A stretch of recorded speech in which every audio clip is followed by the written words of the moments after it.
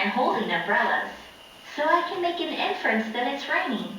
I don't really know for sure that it's raining because I'm not outside, but the thunder and... Can someone give me an example of what an inference is? Edith. That it might be raining because she can see people that are with jackets, umbrella, and boots, and because it's thunder. And because it's thundering, it's like an educated guess, right? Sometimes we say. He didn't say he was nervous. He just said that his knees were shaking, and then he looked out of the curtains, and he was peering on the crowd, and there were lots of people. But he didn't say, "Oh, I'm so nervous." In a book that you're reading, maybe the author doesn't say the boy was scared, but we know he's scared because he's hiding under his bed. We're thinking that he's scared. What were you going to add, David? Mathematician would say estimating. Estimating. What do you mean by that? It's guessing. I guess It's a mathematic word for saying. Have a guess, have a go? Yeah. Yeah. But it's not really a guess. It's like 75% what's happening. So what would it be happening if you were at home and you noticed your mom went and got her purse and she went and got shopping bags out of the drawer? What do you think your mom might be doing next? She's going to go shopping, go to the grocery store, because oftentimes when your mom goes and gets her purse and when she goes and gets bags, maybe she's going to the supermarket, right? Maybe not 100%, like Daniel said. It's not 100% that she's going to go there, but it's most likely that that's going to happen. Maybe she should just go and sell the bag and then get money in her purse. Right, maybe she would be doing that, but most likely it won't happen, right? Oh, another thing. So, for example, like if a grade 2 class comes to school and they all have their tennis shoes on and their PE kits on, what do you think they're going to have? They're probably going to have PE that day. But sometimes, for example, I've seen... they just did it wrong. Exactly. But sometimes I've seen students come to school with their PE kits on and they were mistaken. Exactly. So it doesn't always happen that way, but it's most likely to happen. But the thunder and the rain gear are clues, so I can be pretty sure it is raining.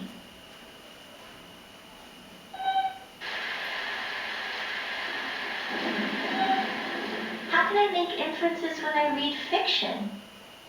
What type of book is fiction? Is it real In or this not real? book, the tortoise and the hare have a race. The hare makes fun of the tortoise and says she's really slow. Instead of preparing for the race like the tortoise, the hare just talks about how great he is. During the race, the hare is so sure he'll win, he thinks he has time for a nap. And the tortoise wins the race. The way characters act can tell you about how they think or feel. The hare makes fun of the tortoise, brags a lot, and then falls asleep during the race. These clues tell me that the hare is kind of stuck up and thinks he'll win the race. The tortoise gets ready for the race, ignores the hare, and goes as fast as she can. These clues tell me that the tortoise is really determined. Authors use clues and details so they don't have to write everything in exact words, and figuring out how the characters feel can be exciting. But I can make inferences in all kinds of writing, not just fiction. How can I infer when I read nonfiction? Cool, here's a book about sea turtles. Leatherback sea turtles lay their eggs on land. One leatherback can lay over 100 eggs.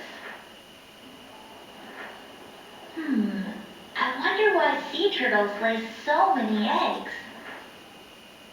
You can use what you already know to make inferences. I know that seagulls like to eat baby sea turtles. And I know that the ocean has other hungry predators. I can infer that sea turtles lay a lot of eggs because most of them will not survive.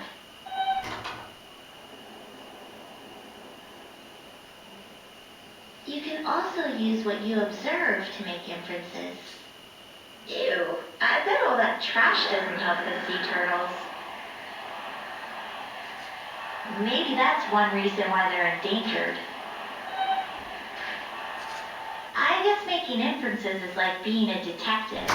You look for clues and put them together with what you already know to come up with an idea.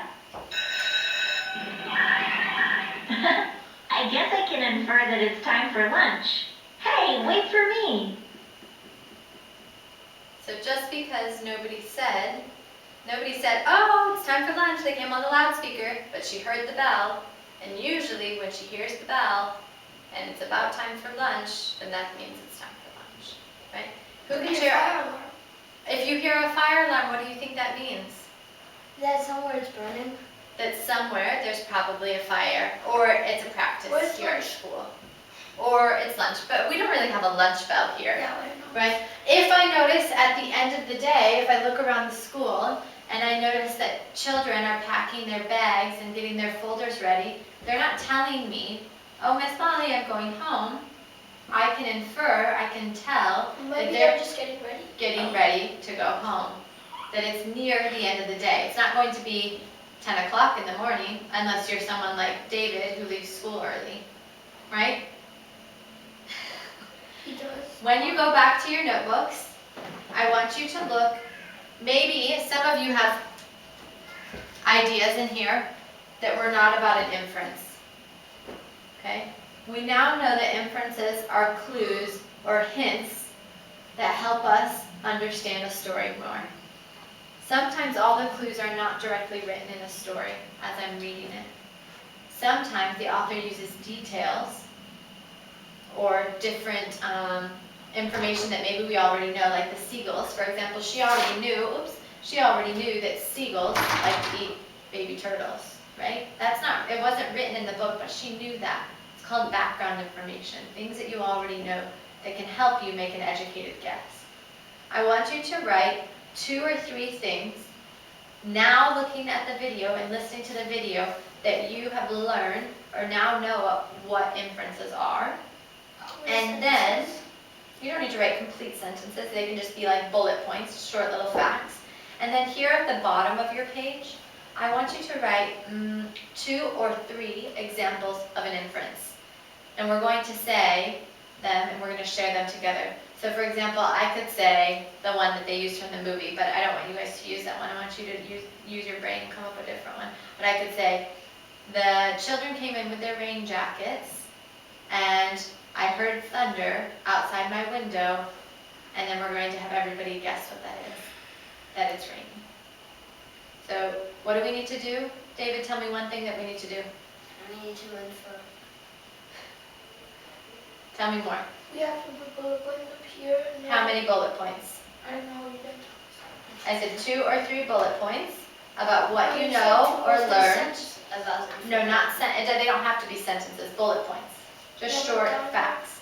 And then down at the bottom, what are you going to do, Eden? You can. Give some examples of inferences. Yes. But so don't give like us the that, answer. I already know that it's after this period, it's going to be lunchtime. After this period, do you know that? How do you know that? Because it is. If I notice, oh, this is a good one. If Daniel is over here and he's sitting like this and shaking his leg a little bit and looking at me with his wide eyes. No, I'm not saying. I'm just giving an example. What do you think he might need to do? What do you think? Go to the toilet. Go to the toilet. Rest. Ideas like that, I want you to write down. So you could say, and you can use each other. We're being polite, right? We'll How be about we polite. help each other also? You could help each other as well. I have one. First, at the top in your bubble, I want you to tell me what an inference is by 2 or 3 bullet points.